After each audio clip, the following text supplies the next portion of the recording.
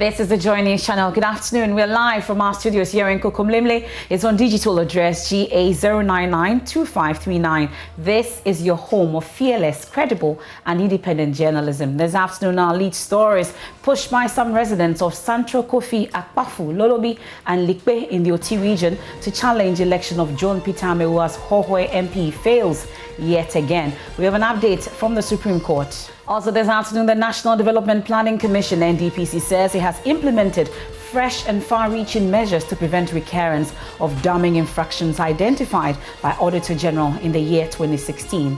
We have an exclusive for you here on The Pulse. And later in our Ghana Man series, we'll take you to an important town in the Bono East region, Boyem. We'll tell you how this town played a crucial role after the war between the Ashantis and the Bono people. That's and more why you have to stay with us here on The Pulse for this afternoon edition. I am MF Apau. Thanks for joining us. You're welcome.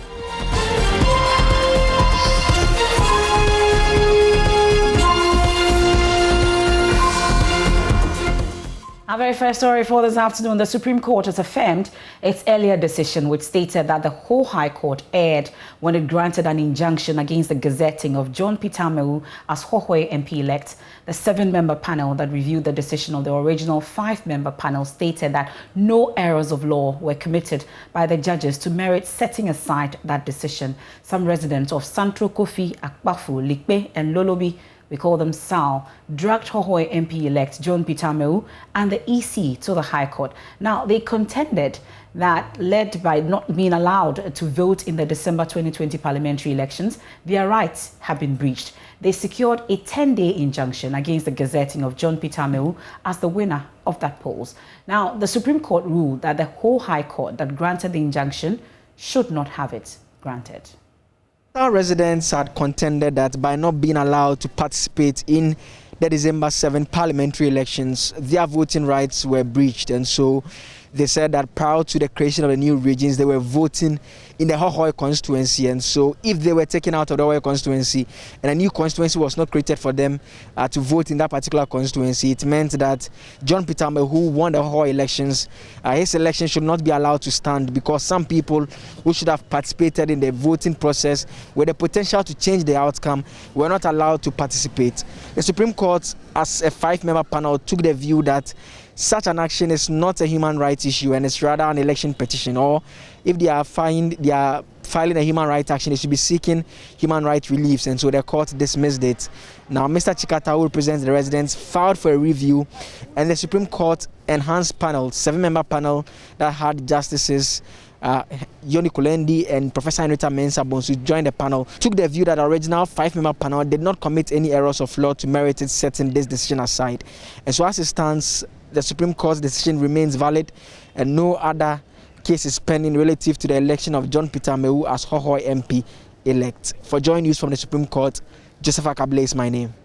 And already reactions are pouring in. We'll give you more subsequently. But Ghana will take delivery of more AstraZeneca vaccines today as the country prepares for the next phase of the immunization exercise. So far, 817,000 doses of AstraZeneca and 15,000 shots of Russian-made Sputnik 5 vaccines have been delivered to Ghana. Speaking on the Super Morning Show today, head of the expanded program on immunization at the Ghana Health Service, Dr. Kwame Amponsah-Chiano, said about 400,000 doses of the AstraZeneca vaccines have so far been administered and expect delivery of more jabs by close of today. When we had the first few doses or few thousands of doses, we decided that we were going to expand instead of keeping a dose for any person who is vaccinated. Of course, we've been working hard to secure additional doses, and so that's what is happening. This morning or by close of day, we should receive a few more thousands of doses, and for which we would keep for those who have already been vaccinated, so that we don't keep on expanding. When we had the 600,000 doses, we distributed approximately 570,000. We only had to leave some buffer. Normally, you don't exhaust all your vaccines from the national cold store. You leave some buffer for unforeseen circumstances. And so we distributed those 570 doses. 570,000 doses, and that is what we are still using. What you are quoting are those that have been vaccinated. It is not as if we are vaccinating and then we say, oh, we are done. Then we continue in a kind of series. We don't do that. So we started with that first phase. We are still doing the second phase because we've distributed additional 165,000 doses for health workers across the rest of the nation, apart from the 43 districts that were picked as hotspots. And so this is where we are now. When we get additional vaccines, we'll keep them. We still have some buffer stock at the cold room. So the ones we are expecting now, we'll add that onto what we have already.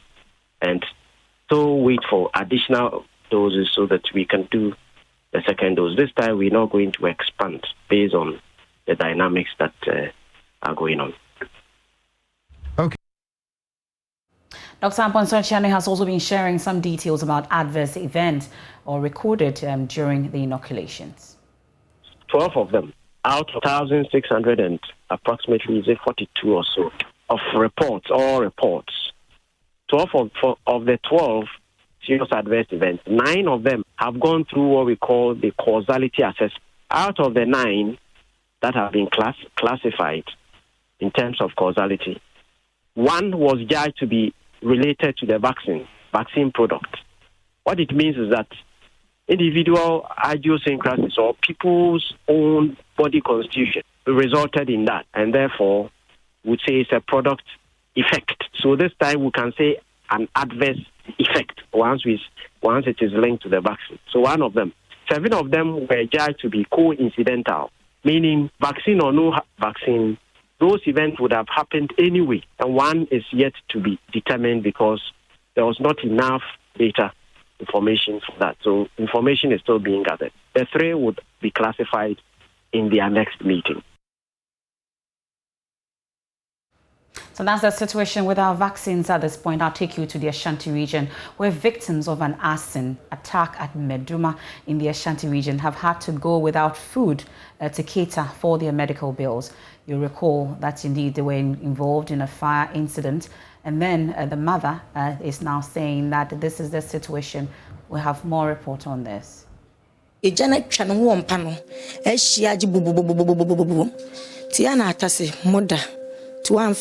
The fire had surrounded my son, who kept calling for help.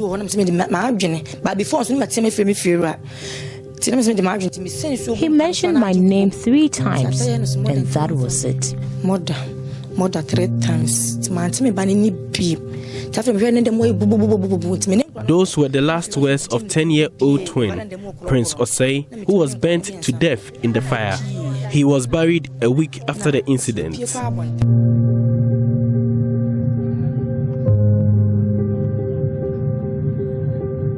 Akwesi Ajiman, the fiancé of Patience, allegedly set ablaze his daughter and 2 other maternal siblings after a squabble. Patience spent almost 2 weeks in the hospital. Her legs are bandaged, rendering her unable to walk. She is still in pain, but her major worry is rising cost of hospital bills. The surviving twin daughter is still at the hospital, now anemic as family struggles to foot the bills. Grandmother of the 10-year-old is burdened as she struggles to take care of the family. Mami Philippines ni pa. Nyize nura doctor na wohwe me no kolo nura obetwetwe mama se me nkoto no. Nye nura ketua. Ose no so ne betimi aboa me. Nye nura ketua ti me mfa ni ize kete kura. Me mama yenu na aka no. Entafo na ba ko film no. Ba ko no de wo no emergency. Anse no mu yi ni ko ti wono so no. The surviving twin is still at the hospital. My mother spends about 300 cedis on drugs alone for her every 3 days.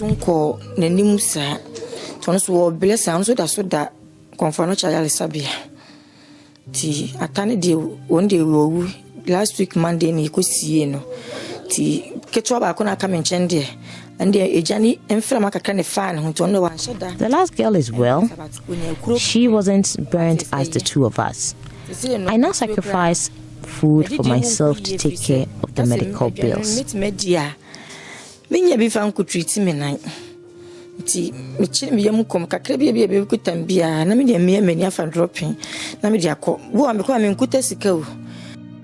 Patience regrets listening to advice of people to take back her abusive lover. She recounts the moment before the arson.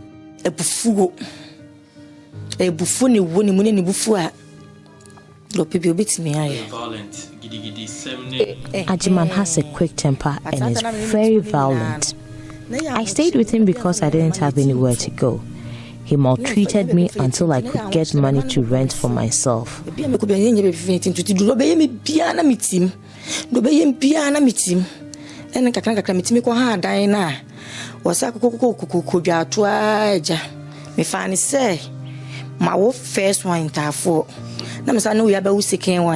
After several pleadings, I accepted him, and see what has happened to me. My mother warned me against him.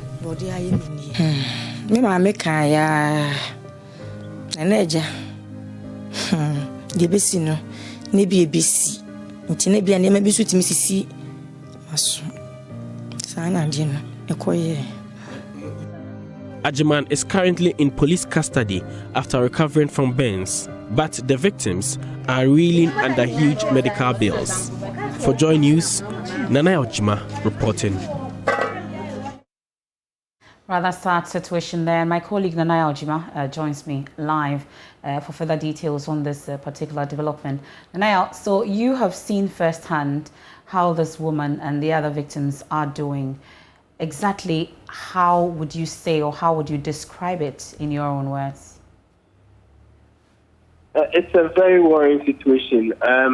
When I met this woman, she narrated to me how she struggled before she's able to go to the hospital from where she lives, and the closest access point to a vehicle, and they have to help her walk a distance before she's able to get to a vehicle and board to the hospital. And this is one of her challenges, major challenges, trying to access health care in the area. And according to her, she has to forgo food sometimes to be able to cater for all this expenditure from where she lives now to the Konkwanoche Teaching Hospital. The very affordable transportation has been dropping to this area should cost more than 40 cedis.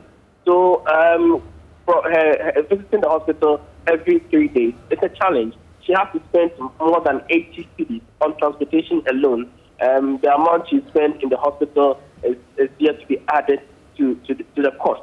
So she's reeling under hospital bills, as the report says, and her daughter is also still in the hospital. Now her mother, the mother of this lady patient, is the one taking care of all the financing. She has now invested everything that she treated with into the healthcare, and now doctors continue to prescribe new medication for them, and the old lady is finding it difficult to buy these medication for her daughter and also the grandchild. Well, but I'm sure that hospital authorities, for instance, what have they been saying? Because I'm surprised. Since the arrest of this gentleman who allegedly set up the fire and all, have authorities not said anything at all about what kind of help that can be offered to this family? The hospital have done their best to try limit the charges, but you know, there are some of the costs. The medication cost is not something the hospital can bear. So even though the hospital is trying their best to reduce the cost that these victims will incur, there's still the need for the people to offer some money to get the kind of services they want. So even though the hospital, as I said, is doing their best, there will be some help in terms of finances to help pay for the medication that the patients and also her daughter use in treatment of the illness. From the authorities at the hospital, the little girl will need more support. Now she's anemic, and she will need blood and all those those stuff to help her gain back her health. Okay. So this is the challenge that the victims will have to overcome. Okay. Well, Nanaya, let's talk about this gentleman in question following his arrest. I'm sure we've been following up on the police in terms of their preliminary findings and all. Has he admitted to actually setting fire or starting this particular fire? So the last time we spoke to the police, the gentleman had just been discharged, and the police was here to take his to take his side of the story. So police continue investigations. They've been to the house to retrieve leads that will help them in their investigations. Even after the arson incident itself, the fire service who were at the scene to douse the fire brought some exhibits to the police to help the police investigate the matter. So the police is on the matter. They've not fully. We are yet to know whether they've taken the pleadings or the side of the story of the suspect. So what I can report now is that the suspect immediately after the incident was also admitted at the hospital. Okay. He also sustained some burns. Okay. So now he has been discharged, and the police continues investigation from there. Now, briefly and finally, Nanaya, let's talk about the loss of this young boy, how the woman and the family are coping with the loss of their son and brother. Gradually, they are recovering. They are more concerned about those still alive, that the twin sister to the deceased, they believe that even though the young man is lost, this is what they cannot do anything about. Now, they are more concerned about the life of the little girl who is at the hospital at the moment. They buried the boy, Prince, who died on the day through the incident. So they are more concerned about those living who have sustained serious burns. Okay. Nana Ojima, great reporting there. Thank you so much for joining us on this issue. At least seeing the pictures, you see how serious that situation is. Now they're in need of help. If you're able to do so, we'll be grateful. But I'll take you back to our earlier story where Ghana is expected to take delivery of more AstraZeneca vaccines today as we prepare for the next phase of the immunization exercise. Head of our health desk, Fred Smith, has been monitoring this situation. He joins us via Zoom at this point because we've been hearing from Dr. Amponsa Chiano speaking earlier today on the Super Morning Show. But how are cases actually going since we started the vaccination? Is it going down? Is it going up? What really is the situation? Fred Smith joins us via Zoom. Fred, what can you tell us about our current situation when it comes to COVID-19? Well, as it stands, the Ghana Health Service has been vaccinating the population since the 2nd of March, and that vaccination has been going on as we speak. We are nearing the 500,000 mark, and that should be good news for us. We've currently procured in excess of 800,000 vaccines. You recall that the first doses we got was up to 600,000. We've since taken delivery of more, and that's what we've been administering to date. In terms of the reach, we've expanded it from the 3 regions which started, the Greater Accra, Ashanti, and part of the Central region. It's now covering the rest of the country. But those who are benefiting from this are mainly health workers who are taking the jabs. But so far, I'm sure with your monitoring, you would say that we are on course in terms of our vaccination exercise at this point? Yes, indeed, we are on course for this vaccination exercise. I'll give you some figures Dr. Chiano gave this morning. He is saying that so far, in terms of, if you like, adverse events or side effects that we've experienced so far, we've had 1,600 reports. But out of that 1,600 reports, a committee headed by the FDA has been investigating this, and they've realized that 12 of those cases actually are legitimate, and therefore they are looking into them. They've done assessment for some of these 12 and have also come to the conclusion that some of them are just coincidental. Whether they took the vaccines or not, whatever happened to them would have happened. It's only one case which Dr. Chiano confirms that, yes, indeed, is an adverse effect because the person suffered that effect as a result of taking the vaccine. That we do not have any further details on this as we speak. Okay, that's the head of our health desk, Fred Smith. Thank you very much for joining us via Zoom on our vaccination situation as we expect more vaccines into the country by close of day today, more AstraZeneca vaccines. So no fears if you have to take the second jab, we are getting more of these vaccines into the country. Now, this is the pulse here on the Joy News channel. On to some other stories. And the prime suspect in the alleged murder of a 25-year-old lady in the Volta regional capital of Ho has requested the police to allow him more time to recover before giving his statement on that incident. Anthony Dodori was found struggling for his life with the corpse of Harriet Haiti in the early hours of Tuesday, 23rd March 2021 in the deceased mother's rented apartment. Anthony was alleged to have attempted suicide after slitting the throat of his girlfriend. Anthony, who had his intestines gushing out and knife wound on his neck, was saved by medical experts at the Ho Teaching Hospital, and he saved his life after a 3.5-hour surgery session. The Ho Municipal Police Commander, Superintendent Anthony Danso, brings us up to speed on their investigations into the incident so far. Thank you very much. At the moment, the suspect is still at the hospital receiving treatment, and we are getting from the hospital authority that he is recovering. And we are also hoping that the recovery rate moves faster so that we can try and solicit more information from him about the case. Notwithstanding, we are still extending our investigation to the community to also get information about their relationship, whether there have been times or there were times that they were violent towards each other, just to try and confirm what we have on the table. So all that I can say is investigation is ongoing. We still try to get some people who initially didn't want to come up. We're still trying to get them to assist us. And we are also hoping that he will recover fast to assist us in the investigation.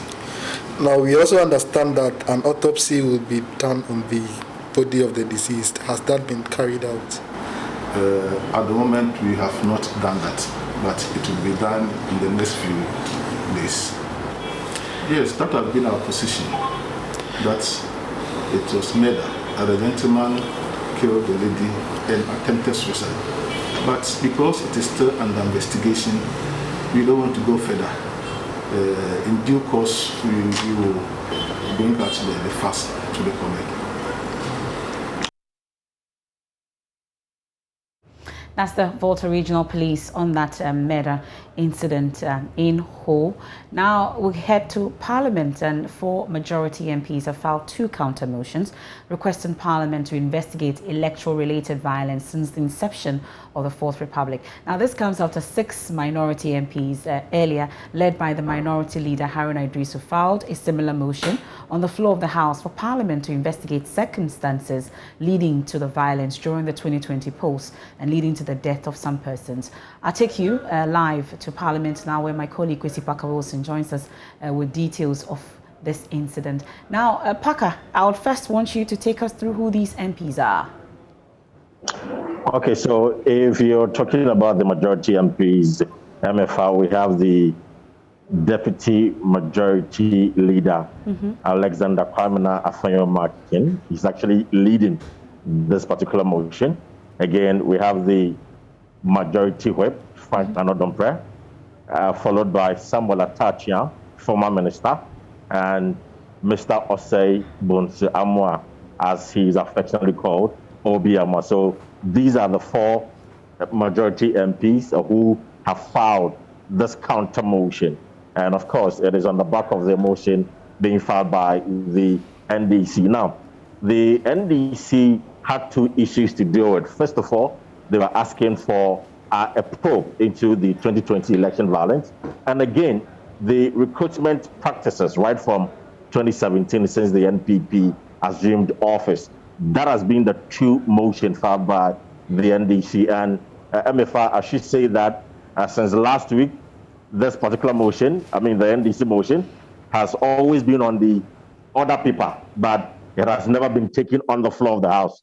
So today, the majority also filed their own motion, and interestingly, they want almost the same thing, but rather with the election-related violence, they are asking the House to investigate from 1993. That is when probably the country recorded some electoral violence. And also, the second issue has got to do with investigation into ethnic, gender, regional, and other sectional backgrounds of persons recruited into the security forces since January 1993 to establish the level of ethnic, regional, and gender balance in the recruitment and appointment to such public officers and make appropriate recommendations. So these are the two motions that have been filed by the NDC and NPP. Now, I spoke to some members of on the minority side, the NDC.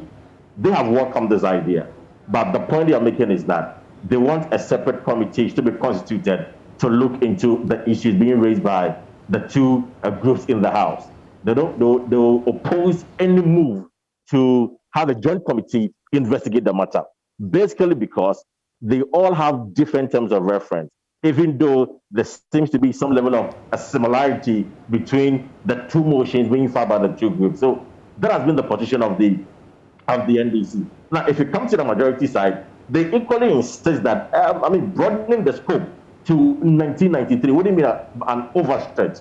It is only to bring justice to persons who were, one way or the other, assaulted during the previous elections we had in this country. And if you call my interview with the majority leader himself, Pastor Chairman Sabonsu, where he shared with me his personal experience when he was subjected to severe beating and asked during the 2000 election. He feels that all persons involved in his assault must be punished or maybe should be made to face the full rigors of the law. And so going back into 93, going to 2000, going to 2016 wouldn't be a bad idea at all. So that has been the position taken by the two groups in this house. And do we know exactly when these motions will be taken? Because the minority is talking about a committee, separate committees to be set up for this. I don't know if the majority is accepting that the committees should be separate or should be the same. Well, the majority has no preference for the committee. All they want is that the committee should be constituted, whether a joint committee or separate committees. Okay. Give them the terms of reference. We have 4 years to go to the end of 2024 election. And so they will have enough time to do all their background works and make the appropriate recommendation. In fact, Mahama Yaga even cited the fact that the Ayawaso West Wagon by-election, the recommendations by the committee saw that this year's election, there were not much of the involvement of vigilante groups. So you could clearly see that in this year's election, the vigilante groups were not seen or didn't display much during this year's election. And it's basically because of the law that was passed to disband vigilante groups.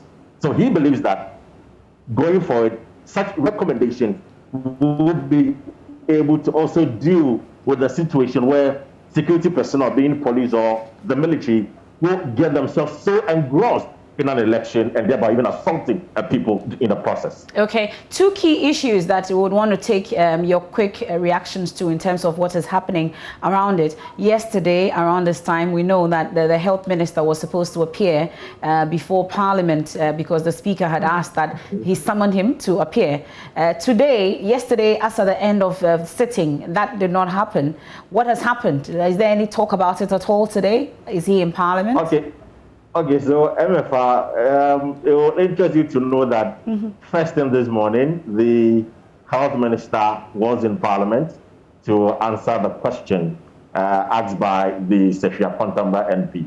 Now, even before I give you the details of that, yesterday, just before Parliament adjourned session for today, we were expecting that the Speaker would have touched briefly on the fact that the Health Minister failed to heed to the call or the orders or the directive to appear before the House and answer the question. That didn't happen. Well, today, the Speaker himself has not been on the seat. He's been the first Deputy Speaker, Joe Osei-Usu, who has been in the seat since morning and has been presiding over matters in the House. So this morning, shortly after the vote and proceedings, the Minister was called to answer the question, and he gave a brief answer to that. No mention, I mean, there was nothing about why he failed to appear before the House yesterday. Now, shortly after that, he stepped out of the chamber, and I approached him to find out why he flouted the directive by the Speaker. His explanation was that he was at Doma and Hinkro providing some PCR tests to one of the health facilities there. So he was on an official assignment. In his mind, or in the view of the Health Minister, the question was supposed to be scheduled for today. So he thought that the question would be posed, or he was supposed to appear before the House to answer the question today and not yesterday. And that is why he was outside the jurisdiction of Accra. And so even though he received the communication when the Speaker directed, there was nothing he could do about it. So he asked his leadership to intervene on his behalf so that he makes himself available to Parliament today to answer the question before the House. So that is the latest update on this information. Okay. But as I speak to you, the Speaker hasn't mentioned anything about sanctioning the Health Minister. Okay, great. Interesting. Parliament keeps surprising. But there's been reactions also to Mr. Siedun Ketia, the General Secretary of the NDC's appointment to the Parliamentary Services Board. I don't know what the talk is in Parliament about that issue. Well, so members of the committee who recommended Mr. Siedun Ketia made their reservations strongly. They put it out there. And in fact, the House is sharply divided over the appointment of General Secretary of the NDC, Johnson Siedun Ketia, to be a member of the Parliamentary Service Board. The NDC, on the other hand, believes that it's a good move.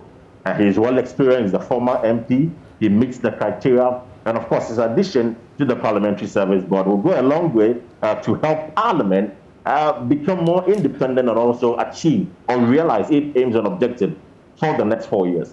The NPP, on the other side, disagrees. They believe that Parliament would not be independent without Siedun Ketia being a member of the board, because the decision might be taken with myself, the interest of Parliament, but because he is an opposition General Secretary, he may want to stampede issues or probably vote against some critical proposal being made by members of the House, members of the board.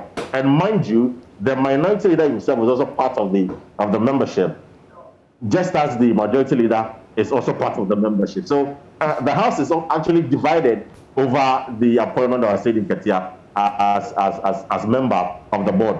Whilst the NDC believes is a good move, the NPP strongly disagree with the appointment of Mr. Siedun Ketia. Kwesi Parker-Wilson, thank you so much there. But briefly, just before I let you off, is Parliament still on course to rise? What exactly is happening as we speak? Well, so as we speak, I'm outside the chamber. Parliament just suspended sitting for an hour.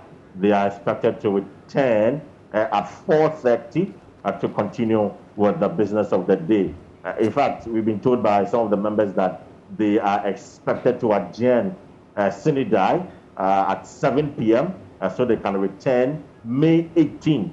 So that will be a little over a month. That is when they're going to take the break. So around 6:30 p.m., we are told that the appropriation will be tabled before the House. Because if you look at the other paper, and it's strongly indicated here that today they're going to take the appropriation. And so around 6:30, Parliament is expected to pass the appropriation bill, so that will give government the opportunity to now utilize the funds available, or even if they want to go and borrow, they can equally do so. But before then, Parliament has looked at the budget estimate for the Office of Government Machinery. They've also approved the Parliament and Parliamentary Service budget, Ghana Revenue Authority, including other government obligations. So these are some of the things that Parliament has done before going on suspension.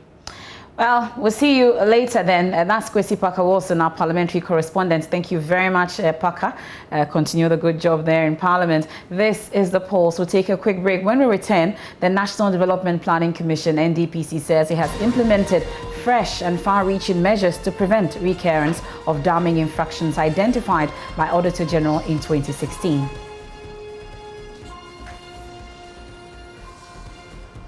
Please stay with me. I'll be right back with details.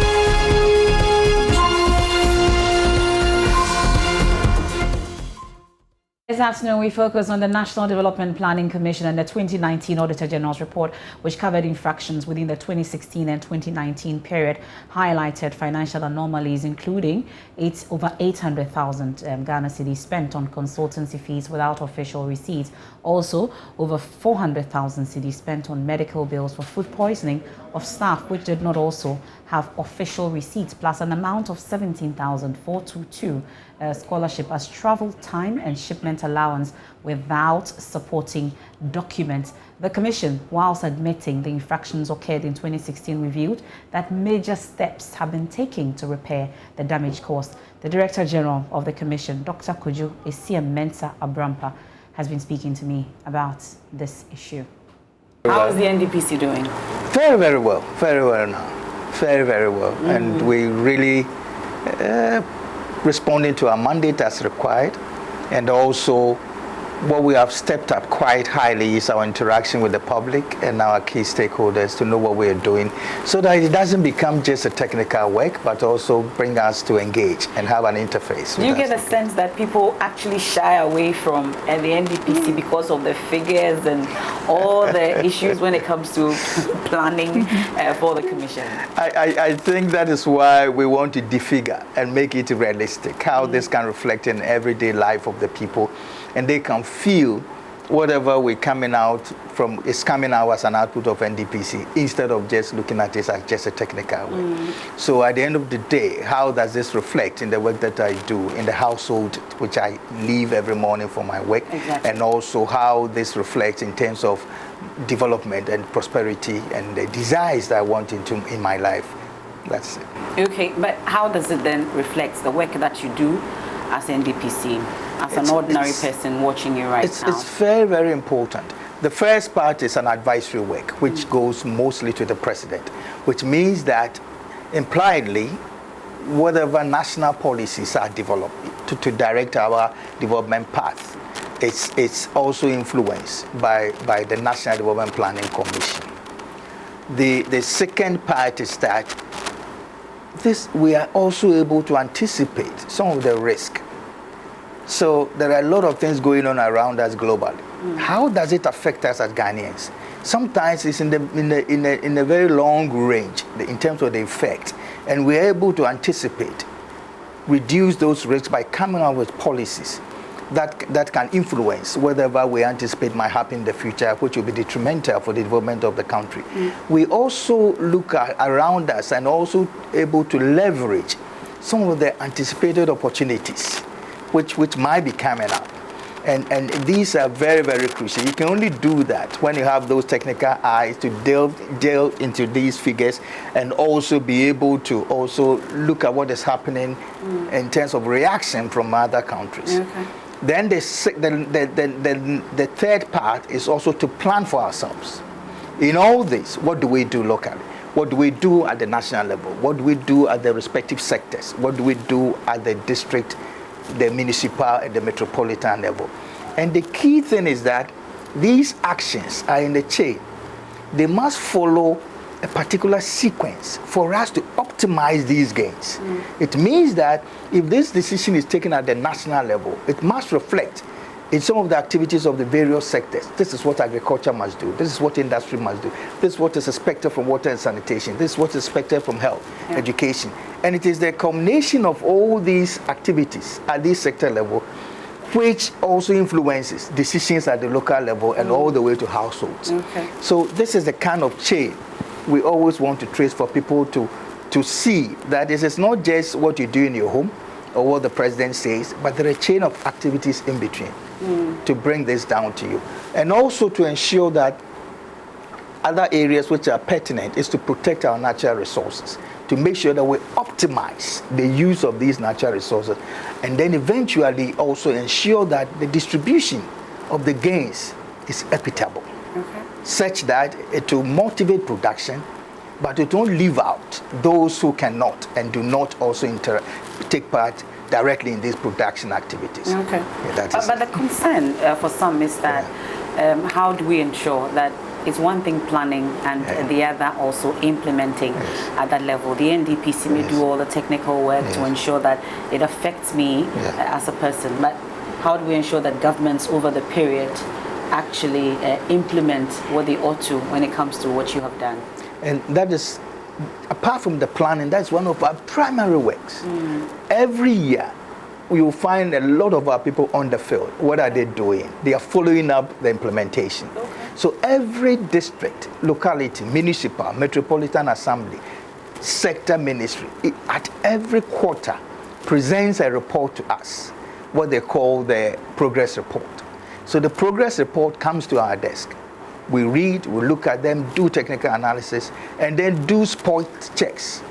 They say they're going to do this. They reported that they've done. Is it done?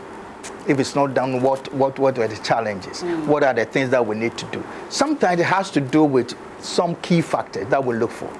Were there problems with inputs? Were there problems with the scheduling? Were there problems with the output? Were there problems in terms of the relationship? Because maybe the coordination, they needed an input, an output from a particular institution for them to develop and take up the action. Maybe they did not receive it on time, that's why it delayed. So we do all this analysis and then give feedback to them. We're currently going around some of the districts, giving feedback to them in terms of their performance, in terms of areas where... Take it? Yes, they do it. And what we do is that we also grade them. Satisfactory, unsatisfactory, good, excellent, and you'll be surprised. The leadership of these districts is so concerned. And how come we never see such reports? Because once we name and shame, they get to know that everybody is aware of what they're doing. For many of us, that's what we see. We don't look for where we need to find it. A lot of these things are on our website. And currently we're working on the 2020 report. So whatever everybody did in 2020, we're working on that. We have the 2019 one, which we have produced, and it's right on my desk in front of me. I'll take a copy. And yes, so we send it to Parliament. They use it for the basis of checking that. Just a week ago, we sent 280 copies of each of these reports to Parliament, to the Speaker. So these are some of the things, and that is where accountability, the headquarters of accountability, and therefore when you send it there, it is also a means for the MPs to also ask questions, probe further, when they go back to their constituency, check whether what has been reported is actually there and what are the challenges, so they help in solving some of these problems. So that's what we do to ensure that this is implemented. And we also measure at the end of each year your plan and how much of it you implemented. And if you did not get up over the bar, we query, we ask you why you didn't do that and all those things. So the ministers are also part of this whole checking process to make sure that they also have their sector strategy. Is it implemented? If there are shortfalls, in which particular areas? Can it be locational?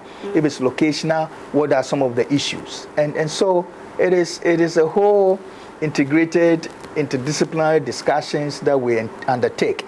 And it helps in bringing all these sectors together instead of they working in silos. And that is one of our major work, to coordinate implementation. Well, we'll get to talk about Ghana at 100, but since you've mentioned accountability, the NDPC has also come under some form of scrutiny when it comes to issues about accountability. The Auditor General's report that was just published on its website, we've had calls to go through it, and of course you are captioned in there. Three major issues comes up, at least having a cursory look at it. First, 800,000, over 800,000 I should say, was spent on consultancy by the NDPC. Also, issues about food poisoning and medical bills, 45,000, over 45,000, for some various medical treatments for consumption of food poisoning of some staff. And then also a consultant or shipping allowance without supporting documents issues also came up, which is amounting to what, 17,000 Ghana cedis. We'll start off from there because it looks like you're also being asked to account for certain actions that should, or inactions that were taken by the NDPC. What exactly transpired? Maybe we take one at a time. Then we'll look into it. So this is very important, and I thank you for the opportunity. Let me make the first statement that the report of the Accountant General is up to 31st December 2019. That's what the report says. But it does not state that these things happened in 2019, as has been captured by some of the press titles. All these three incidents which you've enumerated, the issues with the consultants, the issue with the food poisoning, and the issue with the scholarship, the shipment, all took place in 2016. 2016? Yes. And not 2019? No, it's 4 years ago. But the report is 2019 Auditor General's report. That's the title of the report. It's ending. Ending 2019, which means that it takes care of all the 2016, 2017, 2018, 2019 issues. So it's a range of issues which it took care of. So the 2016, what happened was that in 2016, you remember that was the time the 40-year development plan was being prepared by National Development Planning Commission. And so there were a lot of consultancy were given out for consultants to do that in 2016. So when they finished, in 2016, a lot of them were paid. Usually in an accounting system, when you receive a check, you sign, that you have received the check. And these things were done. But when the check is taken up by the organization or by individual, the request of the auditor was that there must be an explicit receipt issued by the receiver of the check. Instead of just endorsing that I've received a check, the person must also issue a receipt. So this was outstanding, 2016. Okay. So when the audit process, we went through the audit process, the request was, it was queried that there should have been a receipt. And since that time, we made contact, with these people to issue the receipt. It is to all the way from 2016, and according to the team at that time, they thought it had been resolved. Okay, so apparently they were even called before. How do they think it was resolved? Is it that they produced the receipt that was? Yes, because they were asked to. They were asked to produce the evidence. That's what the auditors always require. Okay. So according to the team at that time, they thought it had been resolved because these things were provided later on. But, it is not just providing the receipt. It must be covered by a written, communication and all those things, which anybody coming up at any given pick a file will know the reason why it is there and the reason why it has been provided and what it is responding to. And that cover letter was not provided? I think the communication wasn't there. So that was the first one. To the extent that they were even called before the PAC to talk about these things. Okay. The second one, so that was the first one. So it's a long list of consultants, but they were all 2016. Okay. It was from, I think, August 2016. The payments were done August 2016 to December 2016. And all these individuals and firms are Ghanaians who are here, and therefore it's easier to ask them to bring a receipt instead of just taking the signature as a result of receiving the check. The other one, which is the second one, has to do with the food poisoning. We'll hold on with the food poisoning. Yes. So we deal with the shipment allowance. Yes, the shipment allowance. To Miss Veronica Bafo. Bafo, yes. This was, yes. This lady was given a scholarship through the NDPC to South Korea, and usually when you are given a scholarship, the public servant has some obligation to provide to you a stipend, apart from the ticket and all those things, and to support you. There are 5 major areas which we cover in the public service. One of it is to cater for your shipment.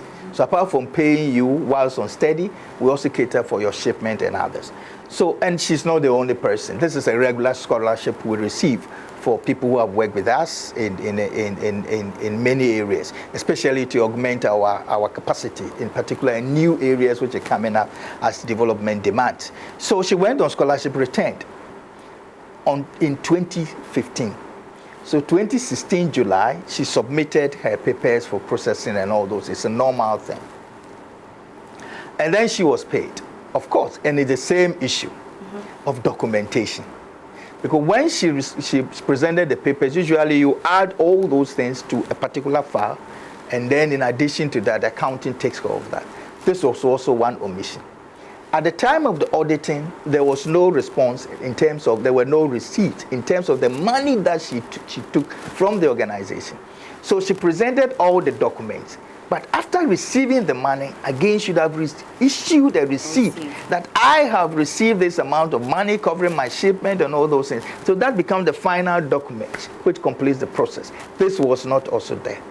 She's still a current staff who has been, yes, she's here. So it's not somebody who has gone far away that we're going to chase, no. So all that we should have done, which was missed out way back in 2016, was to request for the receipt from this very person. But if she's still here, like you say, and two issues comes up, that she's not the only one that you've given such scholarships to. No. So it's interesting that it's only her case that this issue about providing receipts has come up. And if she's still here, how come by 2019 year end, when this report was being put together, she didn't satisfy all that for it to be captured in the report? As I said, the once it's an interaction, because once an audit query is made, it's incumbent upon the institution to respond, and it has to be in writing with all the evidence, so that, because it could shift from one auditor to another, and that's what exactly happened. The person who audited and came out with the queries, at the time that they were responding to, the person wasn't there to pick the information. Okay. So the information is presented, but what is information was provided? Yes, because that was requested for. You do that before they conclude everything. So it's the communication. We did not. I'm very sure, and I'm very sure that because we've been going through the documents, looking for what NDPC presented. I've been chasing the previous, the former auditor and all those things, and we couldn't get that document because this is 2016. So implying that this particular document, which was requested and queried, wasn't provided. And once you don't provide it, you haven't answered. And therefore, it has to be published and taken up to the next level. Okay. So what we have done is that immediately, when that observation was made, the subsequent scholarships, this was applied because we were advised to pick a receipt. So the subsequent ones, we've complied. But this particular one has not been taken up. Okay, yes. And I'm sure it's because of the communication, the time range, the different persons who have managed the audits, both at our side and also the person managing the desk over there. And that is it. But the person is here, the receipt has been provided, and I've insisted on that. I want to see the receipt myself to be able to satisfy. So yesterday we went to a crash meeting to look at go through all these processes to make sure that now we have the information. We put a paper on it and send it back to the Accountant General, Auditor General, that this is the information which should have been provided. Whether it was sent to you or not, it is not your problem at all. It is our problem with the communication. And this is a time lapse. There've been 3 different Director Generals in the process. We also had our head of administration, who is responsible for this. May he rest in peace. He died during the period. So there's been a bit of communication here and there. In response to this particular thing, it has also triggered our whole registry communication process. We've been working on that, trying to. We'll get into. Yes, that is the third issue. The third issue has to do with which has raised a lot of eyebrows for the public. Yes. Over 45,000. Yes. For medical treatment. Yes. How many staff involved, and the money involved? In fact, it's the issue is not just the money. The issue is the receipts. Because if you go to a hospital and you are treated. I wonder whether there's any hospital in Ghana who doesn't provide receipts for money paid. Yeah, so this is what I particularly, when I got this information, immediately started following up. That we'll have to trace where these individuals were treated, receipts given to us and all that. Fortunately, we have some of the receipts. And this again has to do with communication. When the auditors came, because once they are auditing, they need the receipt. And they need the hospitals that issue the receipt. Whatever treatment was provided for the staff who were affected, they also needed, if any money was given to them directly, they also needed receipt and acknowledgement of that. And these things were principally lacking. Yeah. But if this happened in 2016 and in 2019, we're still chasing receipts. Yes. For some, there's some form of negligence. What I think is that because the report came up this year, that's why I'm concerned. Because this is the first time, virtually, because the report came to me in 2019, in 2020, on the 2019 report. So I said, okay, this is news. Apparently, I took over at a later time. There had been another acting director general who had also worked between 2017 and 2018. So 3 different director general, and the situation that we're talking about happened in 2016. So the follow-ups, okay, and I'm sure that's where the drop is. So it's when the auditor general report came. Then I picked it. It's even not the report itself. I picked it from the Joy FM, the Joy Business Report. I said, what is this? So immediately I called the crisis meeting. We looked at it, and then we started tracing documents here and there to find out what is the situation. And we realized that no, the problem is the communication. We gathered all this information, but the really what should take it from A to B in terms of the link between what they requested and what we have provided was not done. And as of last night, I was still with the former auditor of our institution, trying to find out. So we went through his laptop, finding whether there's any communication which left us to the Auditor General, and we couldn't find any. We saw a lot of communication in 2018, a lot of audits. So even response to current audits, we've done it. Okay. But how many staff were involved in that particular incident? Well, I cannot tell because that's what we're looking for. All this information this morning, we should be able to obtain that. But we're digging archives in 2016. And but that the money is involved, does it not raise eyebrows for you? Well, for me, it is. But I don't know. I don't know the number involved and the seriousness and the number of time, the number of days they spent in the hospital and at which hospital. Because all these are factors that we need to take into consideration. But when I saw it from your report, I went to look for it and I saw it in our the audit report of that time too. And I realized, no, this is alarming. Why all these things had not triggered anything was that in the 2018 audit, it did not come up? It did not come up. 2017 did not come up? It did not come up. And then it came up in 2019? 2019 report.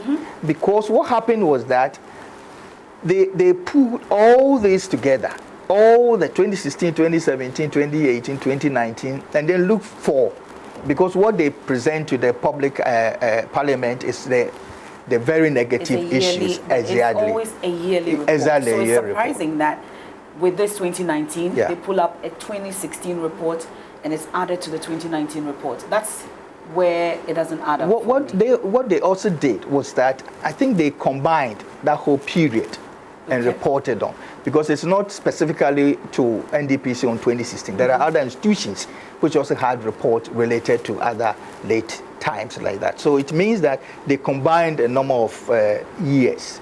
But we had the 2019 audit done, 2018, and nothing, because you don't have any key adverse alarming situation, you don't receive any report on that. But they realized that no, there was something in 2016, and that's why I'm sure they reported. But prior to the publication of this report, I'm sure your attention was drawn to it. No, because I thoroughly... The Auditor General did not alert the NDPC. They did.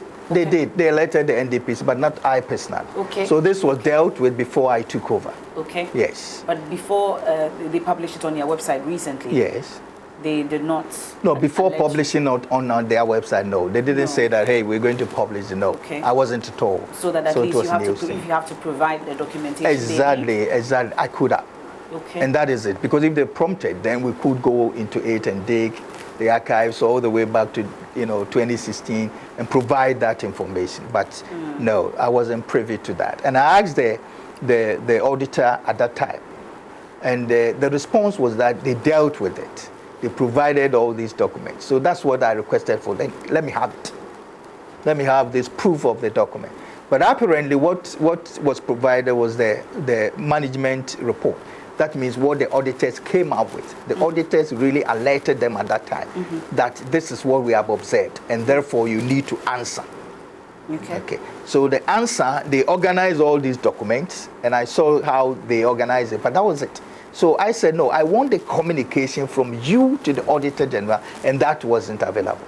So there wasn't a communication, a real written communication documented, which moved from NDPC to the Auditor General's office, although there was an effort to organize all these receipts and gather all this information to answer that. Okay. Then it's the factual errors in the Joy Business reports that you talk about, because these are the issues that were raised by the Auditor General and as put out by the Joy Business reports. Then where then is the Joy Business report? The Joy Business report, our concern is that, you see, when you make a mistake in terms of what we call the chronology, the time space, it affects institution a lot. But is it a 2019 report? No. As we said? No, they said let me read what was sent by Joy. And Joy said,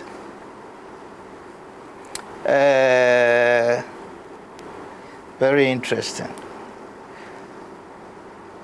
They said that, let me see, I quoted it somewhere.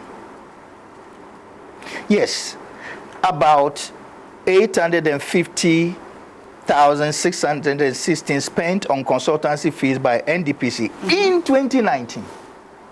Okay? So if you say that immediately, it means that we spent that money in 2019, but that wasn't.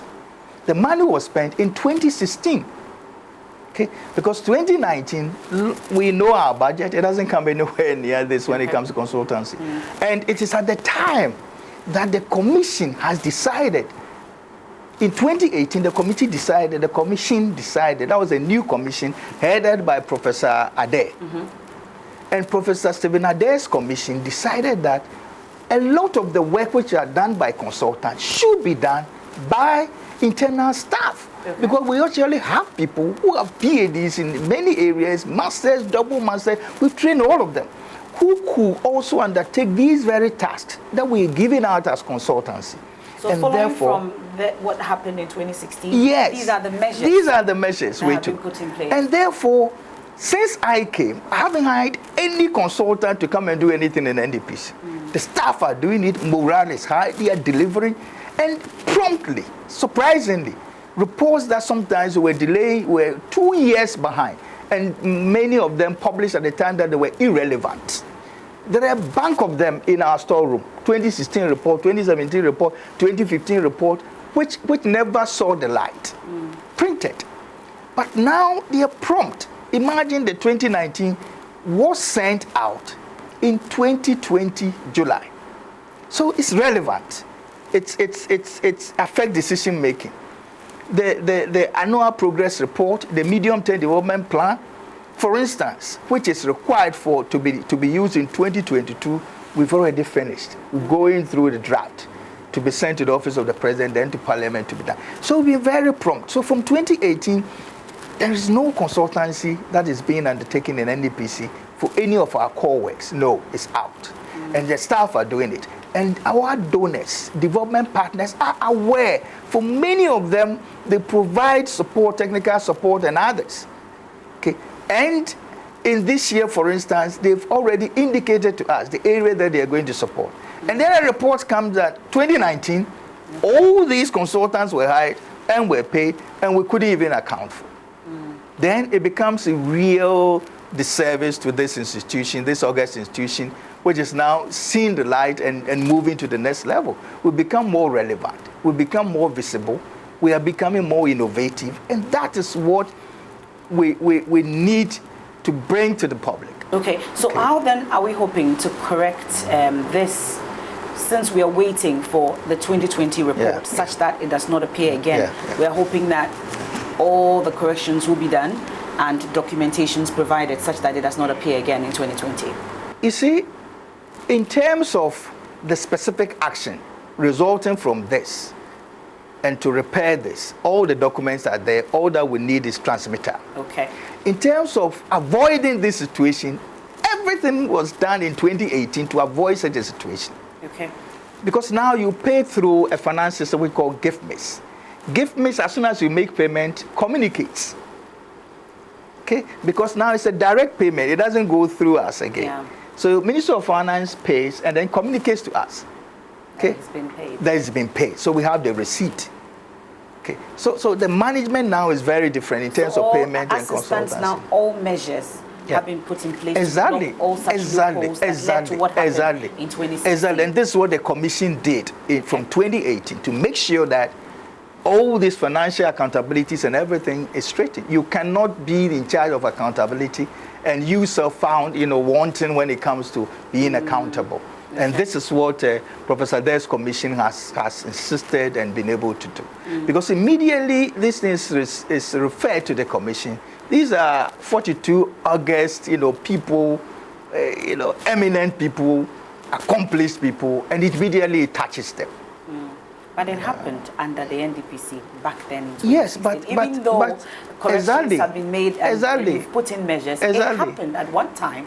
Right it here did. At the NDPC, it and did. That's the concern. But the commission this is a different people who have put things in place, and we must encourage them to do the same. Institution, Dr. No, Rampa. institution is run by people. Yeah. Institution is run by people. If Ghana commits offense today, you cannot blame any of the past presidents. And so it is with commissions. Because commission has a chairperson, they have a number of years to work, and once they go beyond that day, they cannot come back and reverse anything. And therefore, in the period that they are working, they put in everything to reflect their own integrity and their personal convictions and principles. And I think that is what we must carry. And therefore, if something happened in the past related to a commission for which none of them was a member, and then you come to this time around and say they did it and publish it, and to the extent that some other press houses have taken to individuals. Yesterday, I saw a publication so damning to my former chair, Professor Day. And I think that these are people who have volunteered their life to serve the commission and to serve Ghana. And if we touch all these people with some of these publications, which has nothing to do with them. Some of them had not, it's news as it is news to me, for many of them.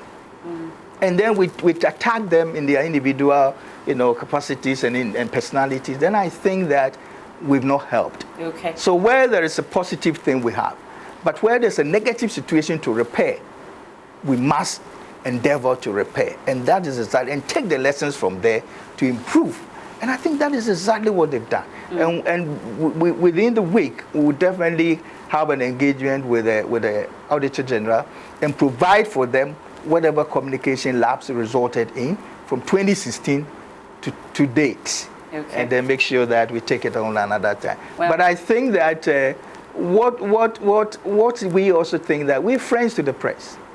If some of these things we are engaged, I'm sure the damage, especially to the individuals on the commission, wouldn't have happened. And now to repair that, it's something. Again, my development partners are now calling me to find out, because some of them they read just the title, and if you have all this money spent, as reported by Joy Business in 2019, wow!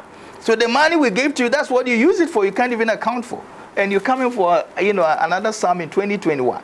Then I have a lot of now talking to do, explanation to give, and all these things. If they had reported right that this happened in 2016, it would have been different. Then it's more of a communication issue than a damning accountability, issue. Dr. Rampa, we'll count tensions and then we'll wrap up with Ghana at 100. Good.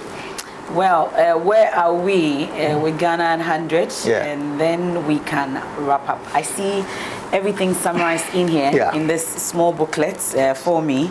So where exactly are we with the plan? You see, this is a long-term projection, long-term thinking, long-term perspective of where we want to be by the time we're 100 years. And a lot of it has been captured here and expressed. This also saw a whole country tour of visiting institutions and talking to them, stakeholders, all those things. And these are the things they aspire for. Let me take and mention some of these key things which will be exciting. We want to see Ghana as an upper, middle income country by that time. So in terms of our economy, we want to be among the best by 2057. And in terms of expression, we're saying that we will need to have then a per capita income of about $50,000. This is a lot.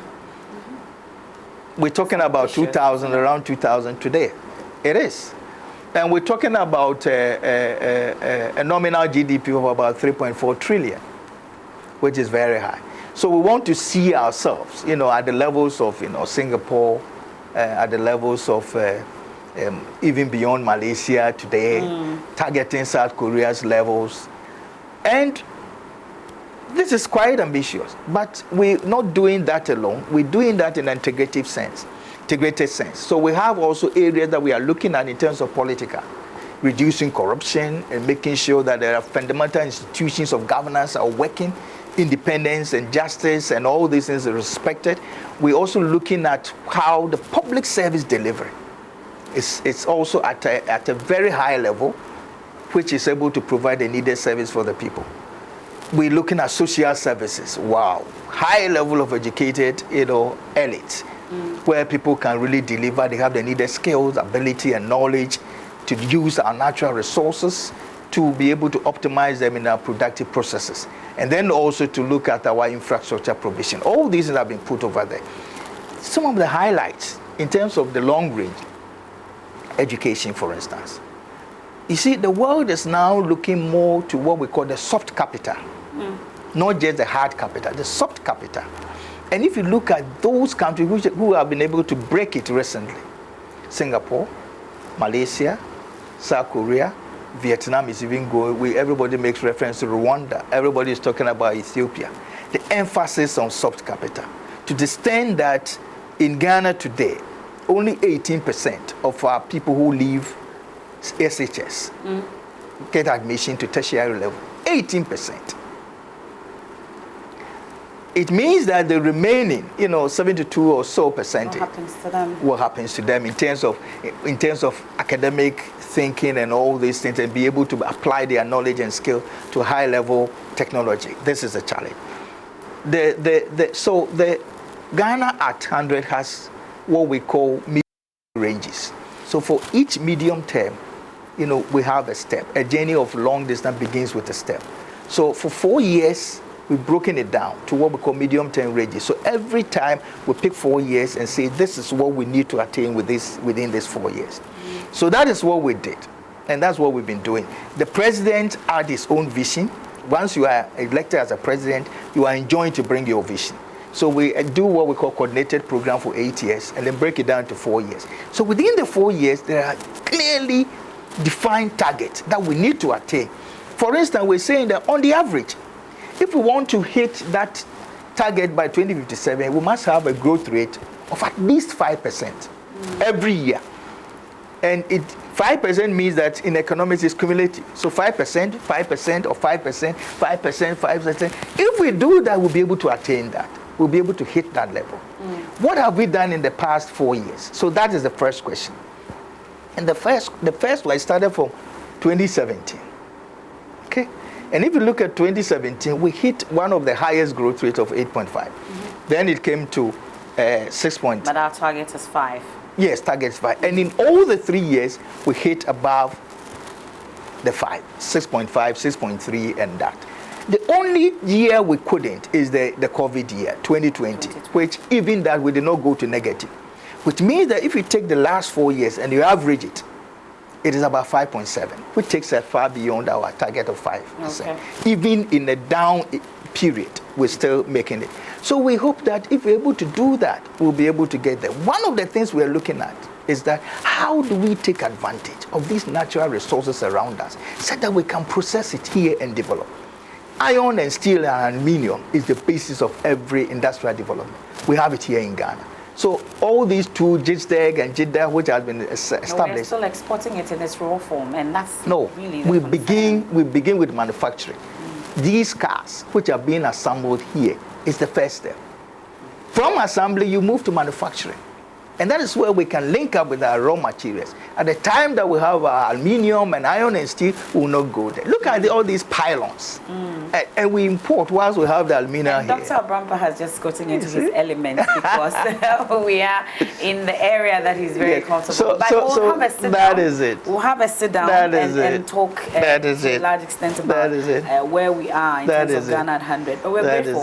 Thank you so much. Thank you so much for your time and your company today. Thank you so Dr. Kojo Esiamensa Abrampa is the Director General of the National Development Planning Commission, NDPC. Thank you very much. Another conversation. Thank you very much, MF. I never.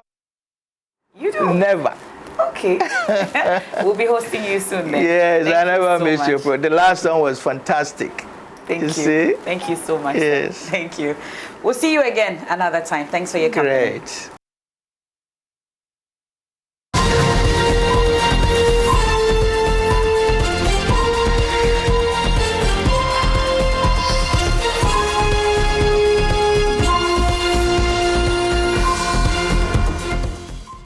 And this is the Pulse here on the Joy News channel. It's time now for our Ghana Man series. This time I take you to the Bono East region. We're talking about Boyem, a town, and the role they played in that fight between the Ashantis and the Bono people. My colleague Anastabate has more in this report. We are here on top of one of the mountains surrounding the Boyem community. Down there is the settlement, or what we call the Boyem community. It has a lot of historical antecedents. I'll be telling you how the people managed to settle here before they dispatched to other parts of the region. In the olden days, all the people in Bono were settled in one place known as Bono Maso. And there was a fight between the Ashantis and the Bonos. And through that fight, the Ashantis conquered the Bonos. And because of the stew they were having, they were running with the stew, hiding it from cave to cave. So they ran from that place, settled at a place known as Amoma. They settled there for some time and they moved on, and finally they discovered this place. And because of the thick forest that they were staying in, they choose to move from here, the cave to settle here. So historically, you can't trace the history of the Bono people without factoring Boyem, because the people at a point settled here before they scattered throughout the region.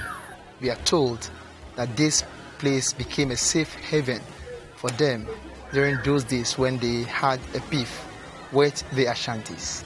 So they settled here at their first place, where they discovered that here is a secret place that they can stay, because it has been surrounded by the rock, and due to the rocks they can easily protect themselves.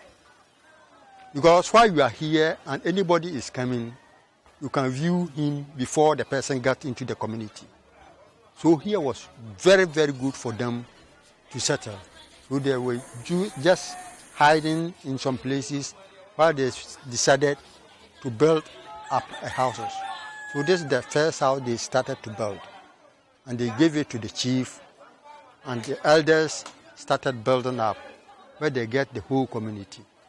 Years later, the Boyem chief sent one of his nephews to settle in what we now know as the capital of the Bono East region, Techiman, due to its strategic location. Little did he know that Techiman would later grow bigger than Boyem. Boyem is the oldest in Techiman district.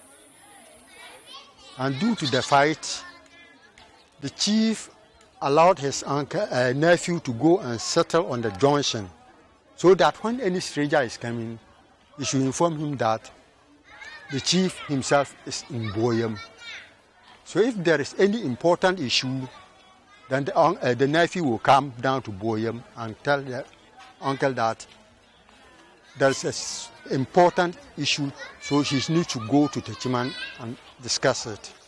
At times, they can discuss it here, and at times, they move to Techiman to settle the case.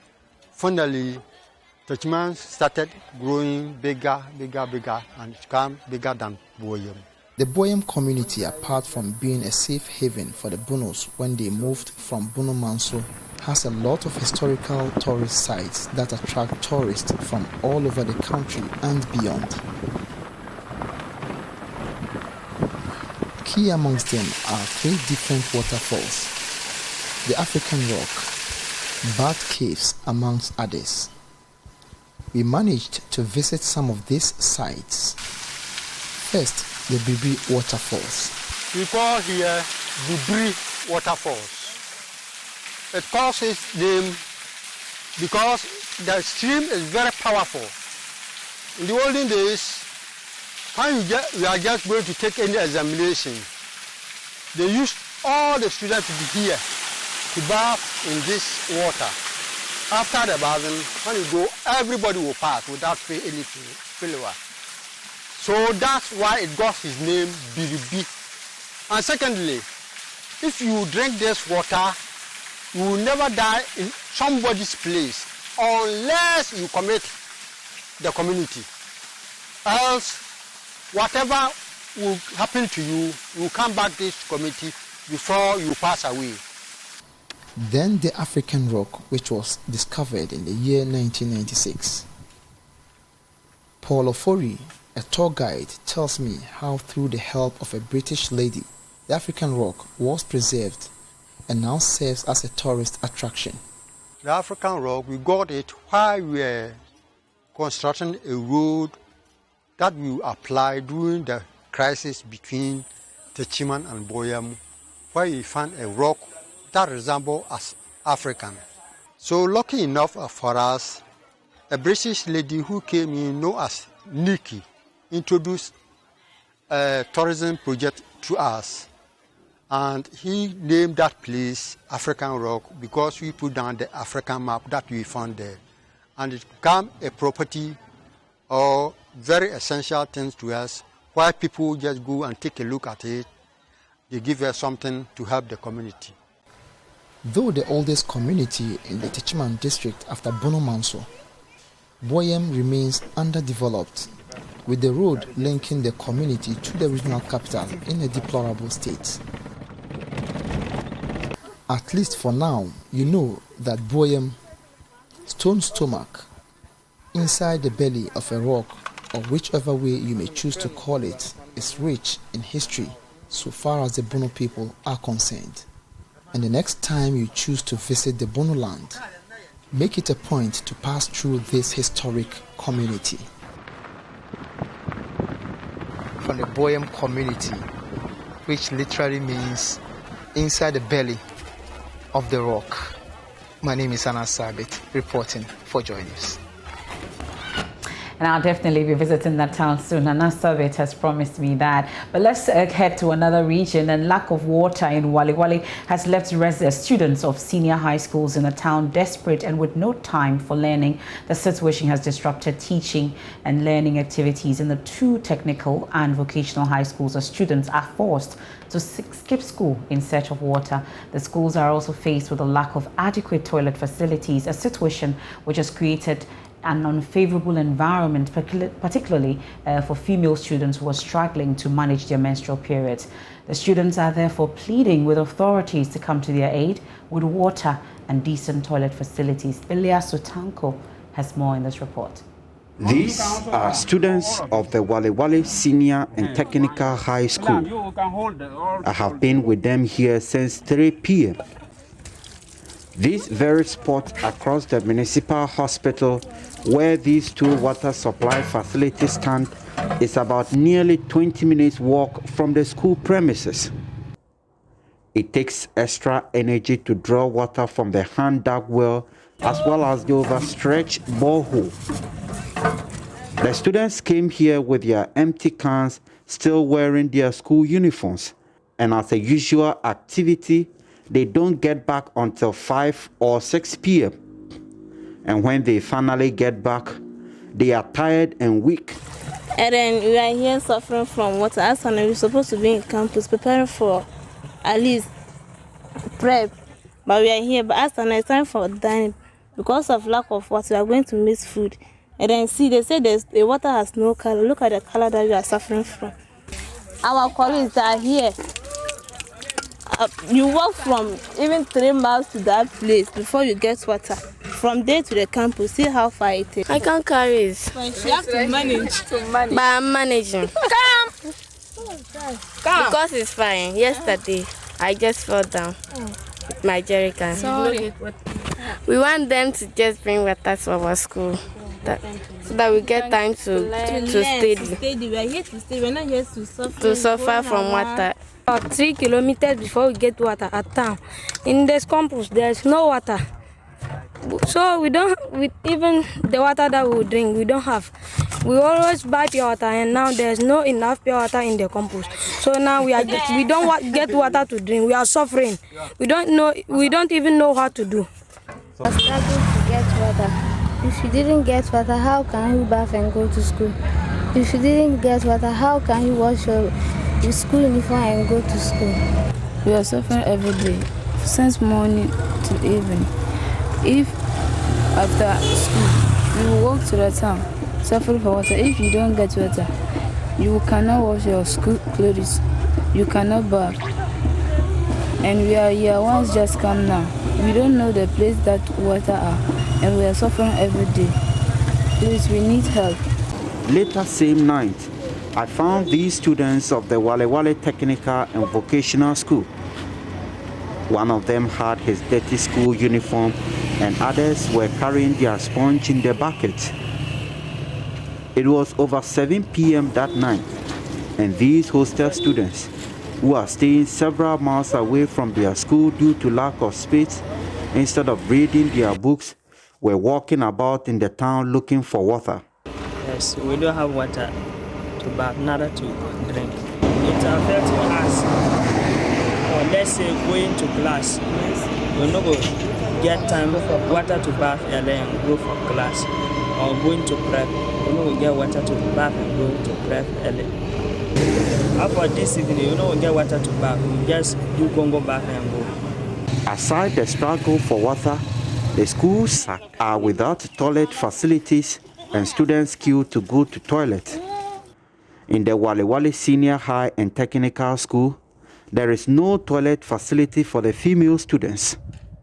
The students are therefore compelled to use this open space behind their dormitory to defecate. The situation has left the girls struggling to manage their menstrual cycles. JoyNews visit found multiple abandoned used sanitary pads at open spot. The students refused to speak on record, citing authority order. At the Wale Wale Technical and Vocational School, however, the school has this structure as the only toilet facility serving hundreds of the students. The students alternate to use the toilet, and those that cannot withstand the pressure either defecate in a polythene bags and dump them in nearby bushes or openly defecate in the bush. The students too decline to go on record. JoyNews contacted headmasters of both schools, and they all declined to comment. Eliasu Tanko reporting for JoyNews. So that's the situation in Wale Wale, and you're aware that that's the hometown of the Vice President, Dr. Mahmoud Bawumia, and his aides tell us that he's taking notice of this story, and the appropriate authorities have been informed. Here's Gideon Boako. On the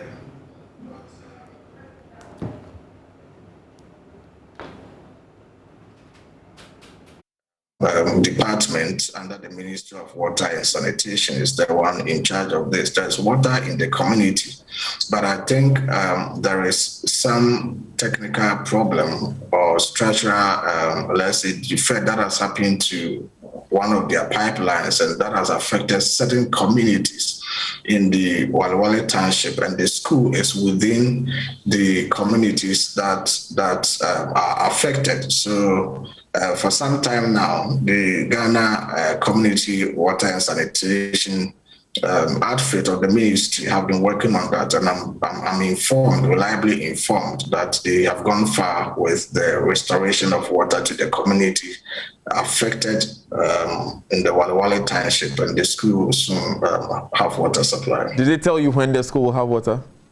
When exactly? I do not have update as to exactly when, but my checks yesterday with the community water and sanitation units indicated that they are almost close to solving the problem. So that's Gideon Boako. He's with the office of the Vice President, Dr. Mahmoud Bawumia, commenting on that incident, that water shortage at Walewale Senior High School and Secondary Technical School, highlighting the plight of these students and the struggle for water. This is the pulse. We'll go for a quick break. When we return, we have sports.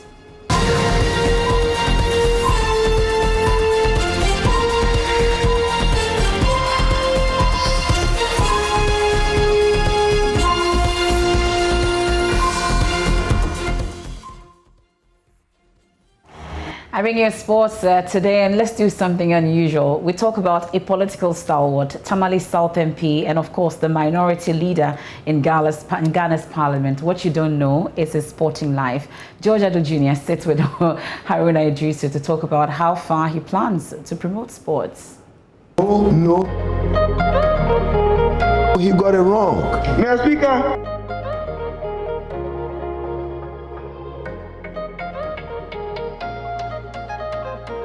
It's quite a very expensive. It can be as money gushing just like the politics I do.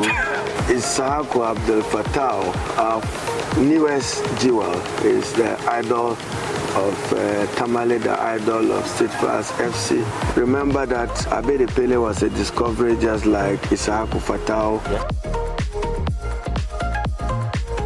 Has started. It probably means that we need to rethink.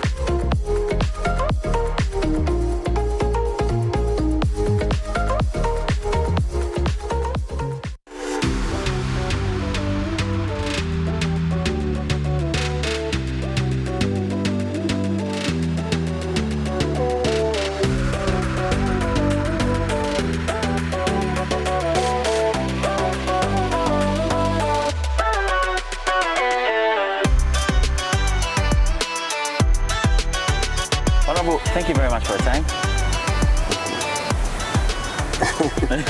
Thank you very much too for the opportunity. Yeah. What brings Joy FM to Tamale and to the Aliu Muhammad Sports Stadium? Yeah. I'm here every other 1 to 2 to 3 weeks to exercise just for purposes of mental and physical fitness, and my appreciation of the word of exercise is the only activity for which there is no medicinal substitute. So yeah.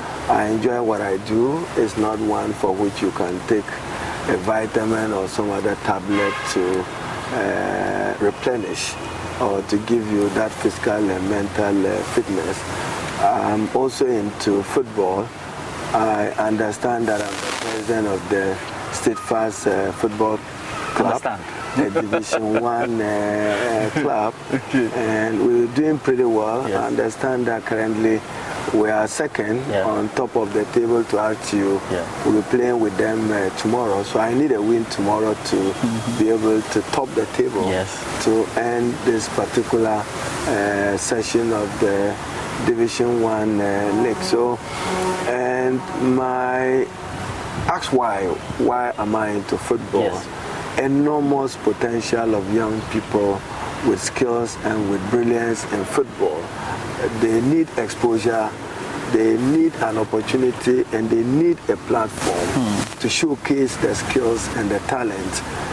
One of my daily requests is the fact that there's no premier team in Tamale. Yes. So many of the opportunities are lost because we don't have a premier team. That's why I pray that either RTU or State Fast FC or Tamale City makes it this time round. And we're lucky President Kufuor built this stadium for Tamale, which is serving a very useful purpose. It's underutilized because of the fact that we do not have a premier club in Tamale, even though there are many Division 1 clubs, but we necessarily need to be at the level of premiership. So I'm investing quietly into football.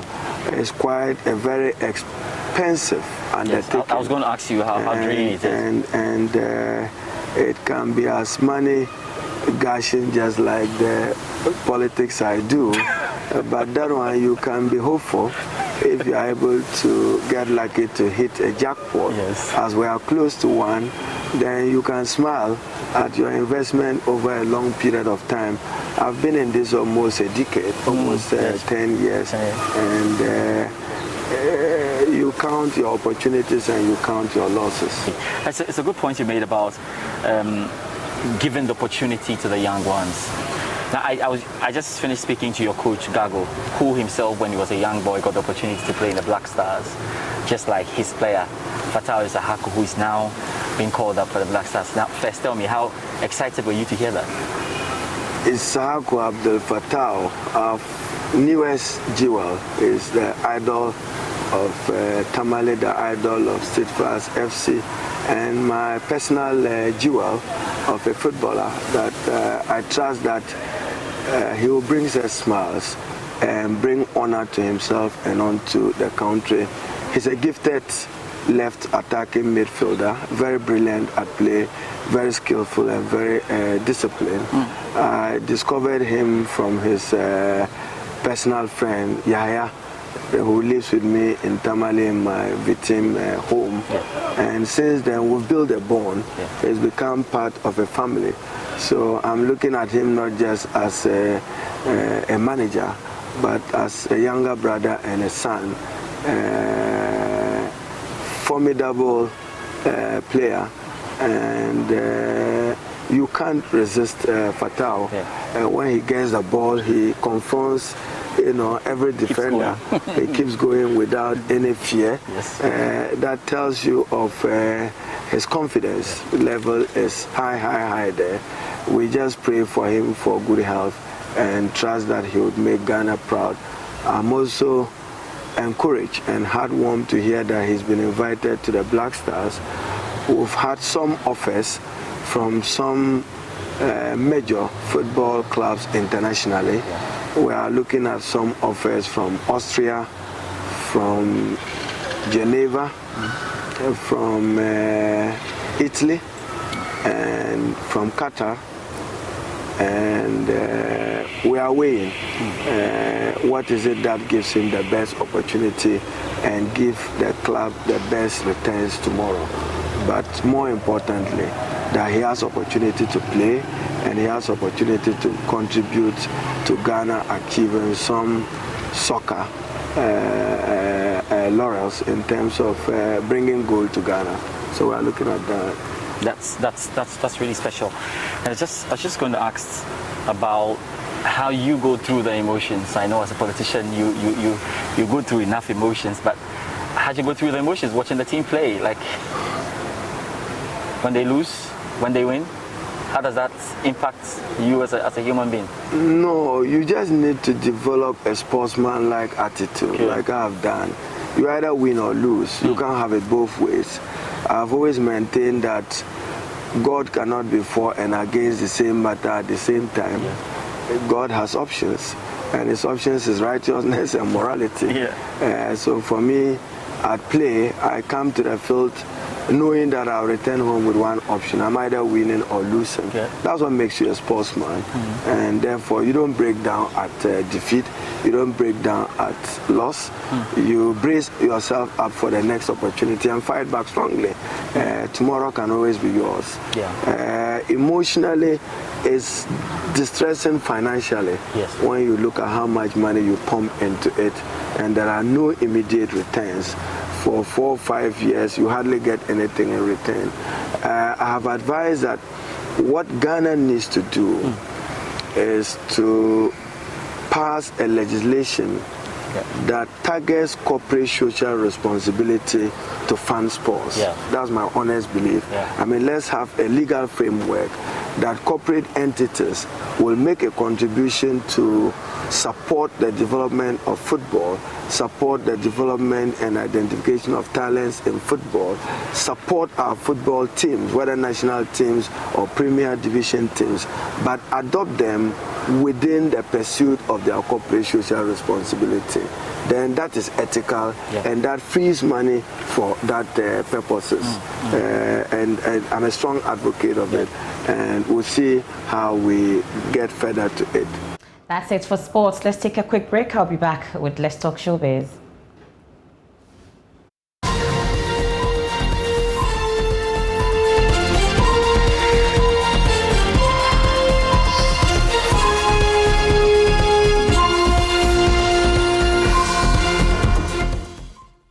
This is where we draw the curtains on the pulse for today. We bring you Let's Talk Showbiz right after we look at the stories making the headlines on myjoyonline.com for today. Of course, Supreme Court dismisses Sal case. That's what is topping the headlines for today. And Nasiru Nketia appointed to Parliamentary Service Board. Many of you are reading that and reacting as well. As SEPA boss believes Speaker may just order Health Minister's arrest for snubbing Parliament. That's also there on My Joy Online. And Ghana's energy sector on a ticking time bomb. John Jinapor, that's the ranking member on the Mines and Energy Committee, speaking about. Many and more stories on myjoyonline.com. You want to visit there for more stories as well. Thanks so much for your company. I am Emefa Apawa. I've been sitting in for Gifty Ando Apia. Returns, God willing, tomorrow. Let's talk showbiz now. Have a good afternoon.